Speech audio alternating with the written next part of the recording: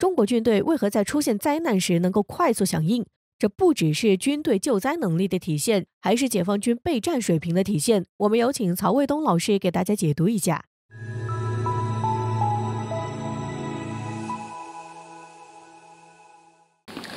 观众朋友，大家好，我是曹卫东。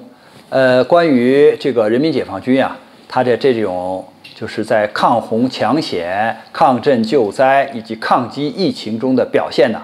大家都说解放军为什么能够进行这种快速的反应啊？有的新闻报道呢总是用第一时间，其实呢这只是新闻报道的这种说法，真正在解放军的内部啊，它不是用所谓第一时间来要求啊，就是部队来进入这个军事作战的状态，或者是一种抗洪抢险的状态。因为这个解放军嘛，它毕竟是要维护我们国家的安全，维护我们国家的这个领土完整啊，是吧？是要完成这样军事上的任务，是要对这个侵略者啊构成强大的这种反击能力和反制能力。那么这种能力啊，也就是快速反应的能力呢，它对不同的军种、不同的兵种、不同的部队要求是完全不一样的。你比如说，我们就军种而言，有陆军、海军、空军，还有火箭军。那么我们比如说以陆军为例啊，比如说陆军它有一个叫紧急集合，比如说这些官兵都在晚上夜间睡觉的时候，突然就紧急集合的号声或者是哨声响了。这个时候，作为一个班，也就10几个人的时候，要求什么呢？从睡梦中到集合起来，应该是在2分钟以内啊。就是因为你比如身上盖着被子吧，就要把被子叠好，然后呢，用背包带把这个被子啊，就是打成一个背包。我们讲的就是3横压2竖，3道横的2个竖道，然后就把这个背包捆牢了，然后再挂上子弹带，然后背上冲锋枪或者是自动步枪啊。当然，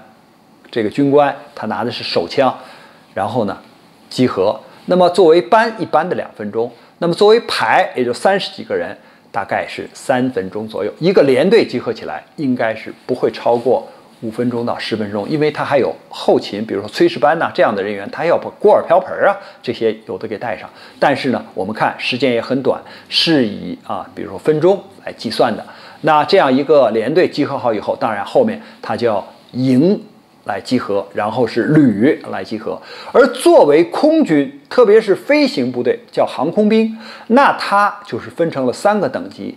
：1级战备、2级战备、3级战备。1级战备的时候，就1等的时候，这个飞行员是要穿好飞行服，坐到飞机的驾驶舱里面去，随时一声令下就能够升空，这是1级战备。那么2级战备是什么样呢？就是飞行员穿好了飞行服，或者是说他把飞行服放在身边。飞机啊，我们有的时候都有一个就是机库或者机窝啊这样的地方啊，就在跑道的这个尽头或者边上停着，然后旁边有一个小休息室，他们就在这个休息室里坐着。如果一接到战斗警报或者是命令的话呢，马上就穿上这个飞行服啊，因为这上包括这个枪啊、匕首啊，还有图囊啊这些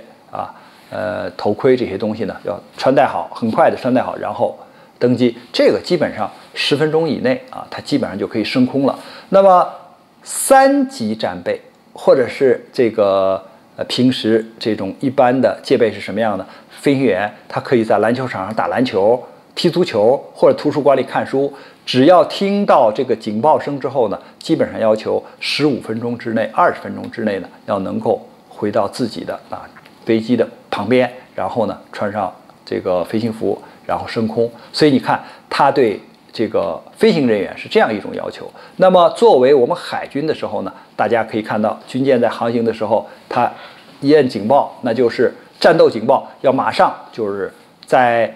1-2分钟之内就要达到自己的这个岗位上去啊，来操纵自己的武器装备。正是基于这种军事上的快速反应，它才能够在灾害面前进行这种快速的反应。那这种快速反应是怎么来的呢？就是灾情就是命令，无论是火灾还是这个洪水还是地震啊，只要这个灾情一发生，那它马上就会以不同的方式进行紧急集合，然后呢，根据你是火灾呀，比如说我要拿消防的这些器材，比如说你是洪灾呀，那我可能就要拿橡皮舟啊、救生衣啊，还有这些器材。那么地震呢，当然就是要抗灾嘛，那你当然有食品呢，还有挖掘的这些工具去进行参与，所以它是以军队的这种作战的时间啊，来要求部队快速反应。再有一个就是它的这种武器装备，还有呢就是它的这种体能和这种军事技能。因为你只有体能好，你才能够长时间的工作；你只有军事技能好，你才能够知道怎么去对付烈火，怎么去对付洪水，怎么去对付这个病灾，就是疫情。所以我们看到解放军之所以能够做得这么出色，就是因为他的这些军事素质打下了非常好的基础。关于这个话题呢，我们今天就聊到这儿，感谢大家关注本栏目，我们下期节目再见。